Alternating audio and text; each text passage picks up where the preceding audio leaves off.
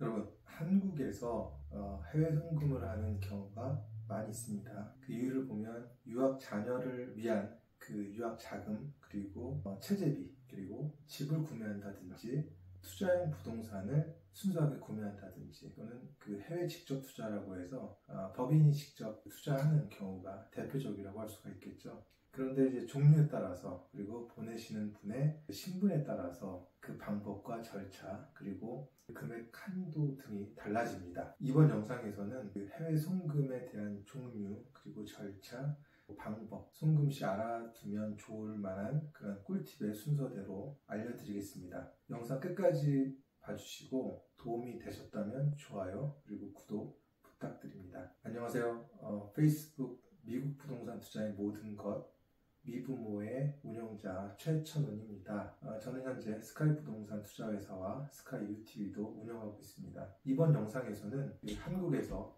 해외 송금 시에 기본적으로 알아두면 좋은 사항들과 꿀팁에 대해서 알려드리겠습니다. 어디까지나 일반적인 사항이므로 송금하실 때는 거래하시려는 그 은행, 외환송금 담당자 등에게 확인 바랍니다. 첫 번째입니다. 첫 번째는 바로 송금 수수료인데요. 많은 분들이 이제 궁금해 하세요. 물론 직접 송금하시는 분들은 사실은 그 경험이 있기 때문에 그렇지만 이제 송금을 앞두고 송금 수수료에 대해서 워낙 그 다양한 그 매체들이 저희가 쌉니다 라고 많이들 광고를 하기 때문에 정작 송금을 하실 분들이 고민이 되실 수가 있는데, 그런 부분들을 좀 알아봤습니다. 당연히 이에 대해 그 통일된 것은 없고, 마치 대출 이자율이랄지, 그리고 정기 예금 이자율이 각 은행마다 다 다른 것과 같은 이치입니다. 여기서는 크게 이제 세 가지를 정리해 봤습니다.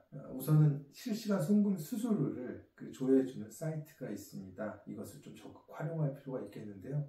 바로 은행연합회 홈페이지에 들어가셔서 소비자 포털 들어가셔서요, 그 은행 수수료 비교, 그리고 외환 수수료 검색을 누르시면 화면에 보이시는 것처럼 각 은행별 수수료를 쉽게 비교하실 수가 있겠습니다. 여기에 따라서 이제 대응을 하시면 되겠고요. 조금 팁을 드리자면, 수수료만 보지 말고 이제 외환 전문 취급 은행을 이용하되 주로 이제 외환 거래가 좀 빈번히 일어나는 장소의 지점을 이용하실 것을 권해드립니다. 예를 들어서 삼성점이랄지 강남점 같은 경우가 있겠죠. 그 차이가 뭐냐면, 아무래도 빈번하게 외환 거래 업무를 다루는 지점을 방문하시면 대기 시간이나 중간에 복잡한 절차들이 조금 더 간소화됨을 느끼실 수 있겠습니다. 상대적으로 외환 거래를 이렇게 빈번하게 다루지 않거나 지방 지점 같은 데를 가보시면 원칙적으로는 그 업무를 다루는데 담당자들이 좀 익숙하지 않다 보니까 좀 시간이 많이 지연되는 경우가 있을 수 있습니다. 이 점 감안하시면 도움이 될 것 같고요. 그리고 1회당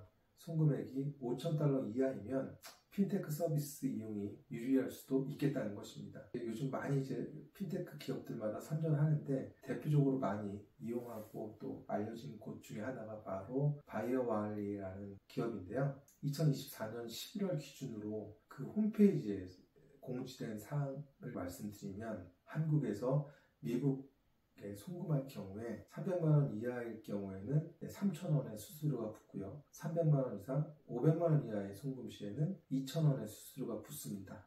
500만 원을 초과하는 경우에는 수수료는 0원이 됩니다. 그런데 여기 함정이 있는데요. 한국에서 이제 100만 원 송금 시 실시간 환율 기준으로 미국으로 송금되기 때문에 바로 이 환차손이 생기게 됩니다. 따라서 달러를 보낼 경우는 이용이 불가능하다는 것이죠. 좀 간편할 수가 있고, 하지만 왠지 좀 손해보는 느낌이랄까? 그렇습니다.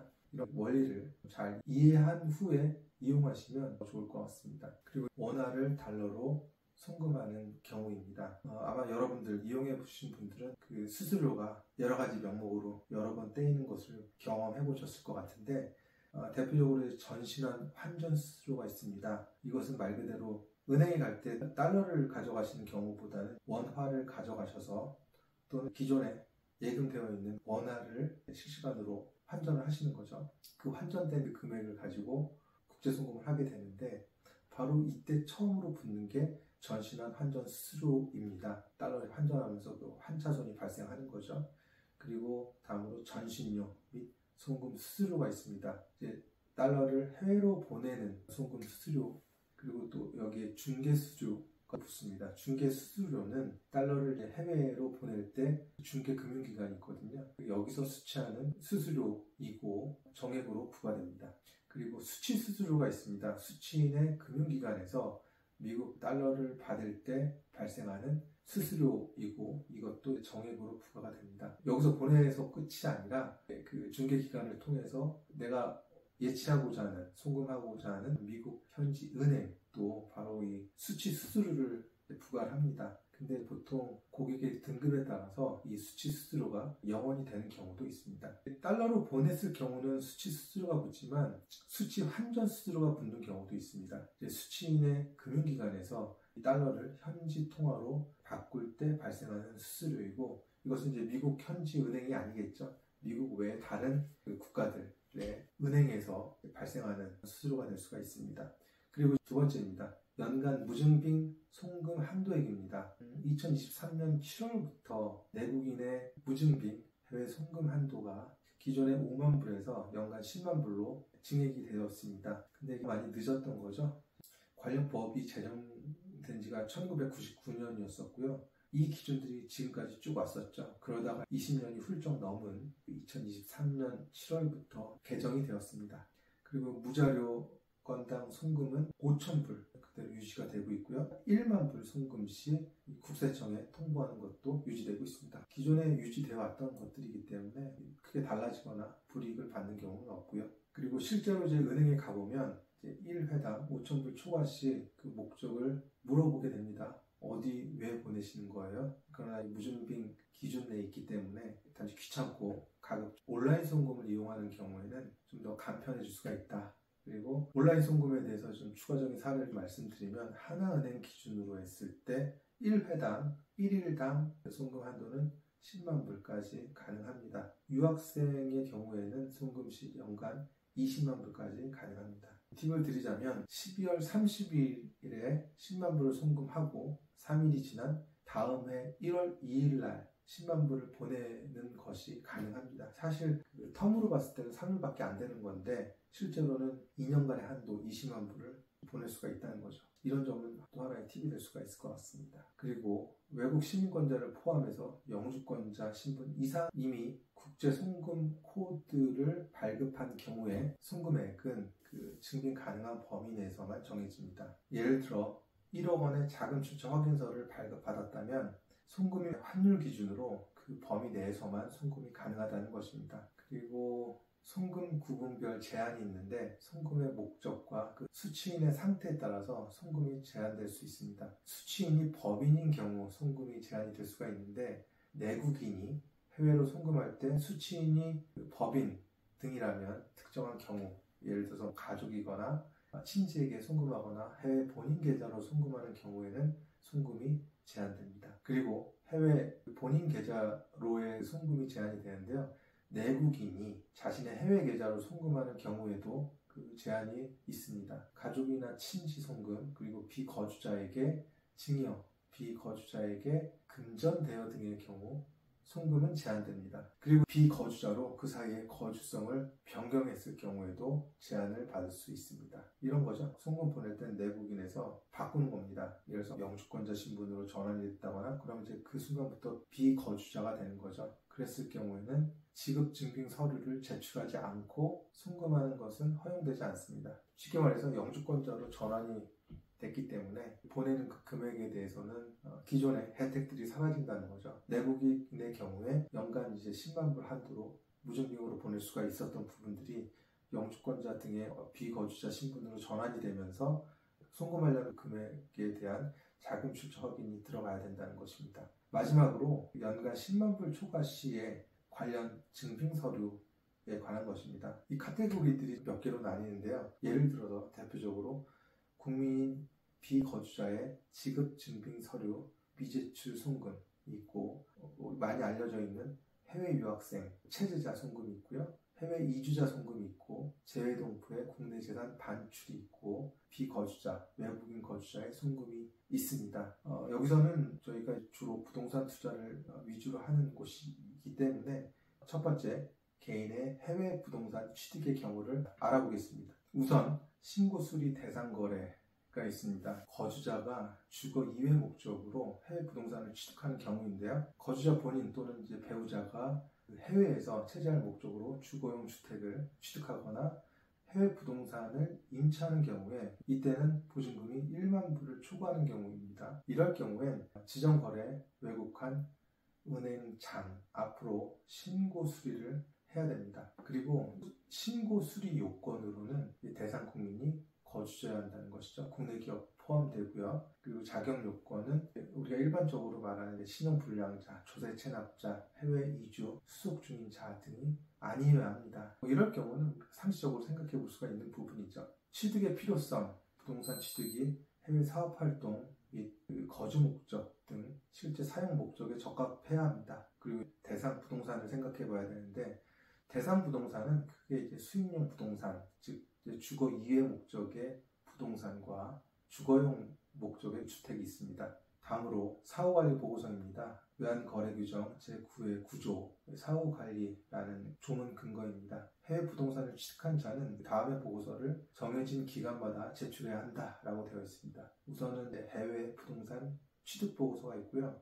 그리고 부동산 처분 보고서 또는 변경 보고서가 있습니다. 앞서 말씀드렸던 취득 보고서는 취득 대금 송금 후 3개월 내에 보고를 하게 되어 있고요. 부동산 처분 역시 처분 또는 변경 후 3개월 내에 보고하게 되어 있습니다. 그리고 처분과 취득 이외에 취득 후에 이제 계속 매년 운영 보고서가 있습니다. 실제로 부동산이 처분되지 않고 계속 운영되고 있다라는 것을 증빙하기 위한 자료이고요. 제출 서류는 대표적으로 외국한 거래은행 지정신청서, 해외 부동산 취득신고서, 부동산 매매계약서 또는 분양계약서가 될 수가 있겠죠. 그리고 부동산 감정평가서 또는 이제 시세를 입증할 수 있는 서류 자료입니다.